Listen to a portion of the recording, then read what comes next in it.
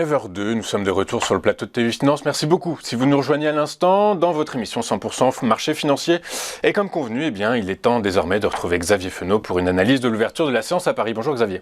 Bonjour Louis-Antoine. Bonjour, merci beaucoup d'être avec nous ce matin Xavier. Je rappelle que vous êtes associé chez Interactive Trading, une séance qui va devoir faire face à de nombreuses publications sur la hausse des prix. Alors ça a été publié en Allemagne et on a assisté à une accélération de l'inflation. Le CAC 40 cède 0,5% peut-être à cause de ces données-là. Et sinon à 14h30, eh bien, c'est les CPI qui seront publiés, l'inflation aux États-Unis. J'imagine que ce sont les seuls catalyseurs aujourd'hui qui pourraient éventuellement enrayer une baisse de l'indice parisien. Les seuls catalyseurs et les plus importants, c'est vrai que le contexte est toujours, vous l'avez rappelé, toujours un petit peu anxiogène. En fait, le marché attend des catalyseurs. Les seuls catalyseurs qu'on a eus, c'était il y a un mois, c'était le chiffre de l'inflation justement aux États-Unis.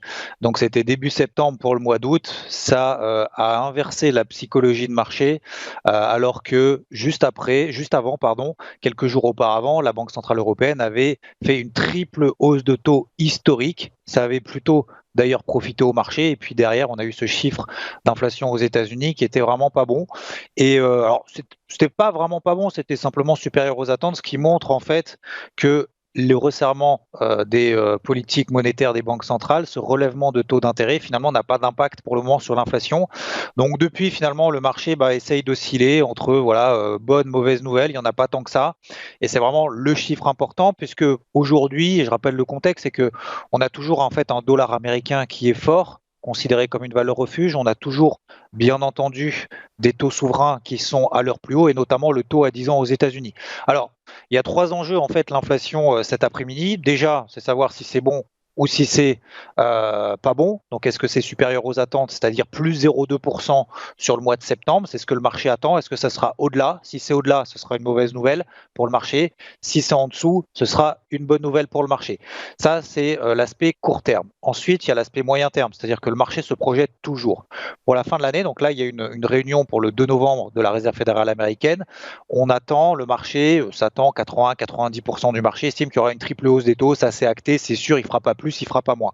Maintenant, pour décembre, ça sera la dernière réunion de l'année. En fait, le marché ne sait pas forcément encore sur quel pied danser. Donc, c'est pour ça que ce chiffre sera aussi important dans une optique moyen terme, parce qu'on a 50% du marché qui estime qu'il y aura une double hausse des taux, une nouvelle double hausse des taux au mois de décembre. 30% du marché estime qu'il y aura une triple hausse des taux. Donc, on voit que c'est quand même relativement mitigé. Et ensuite, le troisième point, le troisième volet, c'est à long terme. On parle beaucoup en ce moment de pivot de la Fed, c'est-à-dire que la Fed peut estimer à un moment donné, dire ok, on a remonté les taux, mais on va se calmer, voir comment l'économie digère tout ça pour éviter que ça plombe trop à court terme l'économie, qu'on rentre dans une récession trop forte et que derrière on puisse finalement pas se relever, voire que ça implique derrière des effets un peu dominos en cascade négatifs. Donc pour ça que la Fed va devoir ajuster son curseur et surtout les marchés vont devoir ajuster leur curseur en fonction de ces trois volets que vont nous apporter finalement le chiffre de cet après-midi. Donc je rappelle, plus 0,2% attendu pour le marché, ce qui nous donnerait sur 12 mois glissants 8,1% d'inflation contre le mois dernier 8,3% d'inflation. Sur le CAC, ce qui nous intéresse aujourd'hui, c'est de voir que finalement on est de retourner sur les plus bas annuels, que malgré ce contexte, finalement les marchés n'accélèrent pas à la baisse, on n'a pas de mouvement de panique et d'un autre côté, on n'a pas non plus de signal positif. Le signal que je surveille, les niveaux que je surveille sur le CAC pour aujourd'hui, pour cet après-midi, donc 5880, 5900 points, c'est cette ligne bleue, j'ai mis une petite flèche pour prendre un petit point de repère, c'est la moyenne mobile à 20 jours. On voit que la moyenne mobile à 20 jours, il y a une semaine, lorsque tout le monde était là en mode Crédit Suisse, faillite, ça y est, c'est la fin du monde, finalement le marché a pris 5-6% derrière, c'est un niveau important sur lequel justement, techniquement, les marchés ont échoué. Donc, ce qui montre toujours qu'on est toujours dans cette pression baissière, dans cette dynamique baissière. Donc, 5880, 5900, si on passe là au-dessus, ce sera ouf de soulagement et peut-être qu'on irait retourner, pourquoi pas, sur les 6120, cette ligne rouge qui correspond à la moyenne mobile à 50 jours, déjà dans un premier temps. On verra bien évidemment plus tard, on va éviter de trop se projeter et d'être trop ambitieux sur la suite.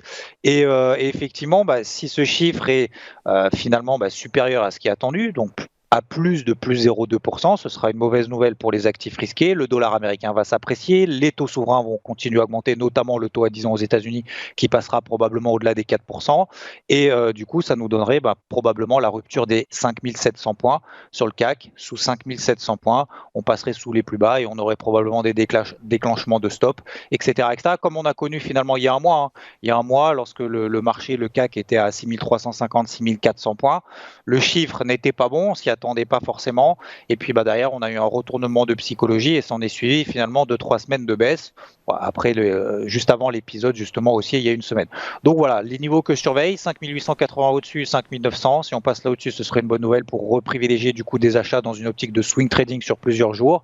Pourquoi pas objectif 6120. Pour le moment, je suis pas dans me fixer pour le moment des objectifs plus que ça. C'est simplement en fait d'essayer, je pense cet après-midi, d'exploiter finalement le flux de marché qu'il nous donnera avec ce chiffre d'inflation aux États-Unis. Et si on passe sous les 5750 voire 5700 points, ça serait reparti pour un tour. On descendrait d'un étage, raffermissement du dollar encore plus fort, etc., etc. Et forcément, ça donnera encore un coup de moins bien pour les marchés qui sont déjà pas au top. Mais on voit quand même depuis quelques jours que voilà, les gérants, en fait, les investisseurs de manière générale, et comme je le dis depuis maintenant plusieurs semaines, sont déjà placés en fait dans une optique moyen terme, c'est-à-dire que voilà, les mauvaises nouvelles on les connaît, les bonnes il n'y en a pas tant que ça, et soit on est déjà couvert et on n'augmente pas sa couverture vendeuse pour le moment, soit effectivement on est déjà positionné à l'achat, mais pour le moment le marché clairement et objectivement ne nous donne pas des signaux positifs pour appuyer un peu plus fort sur le bouton vert. Donc voilà, c'est pour ça que le marché pour le moment est neutralisé depuis le début de la semaine.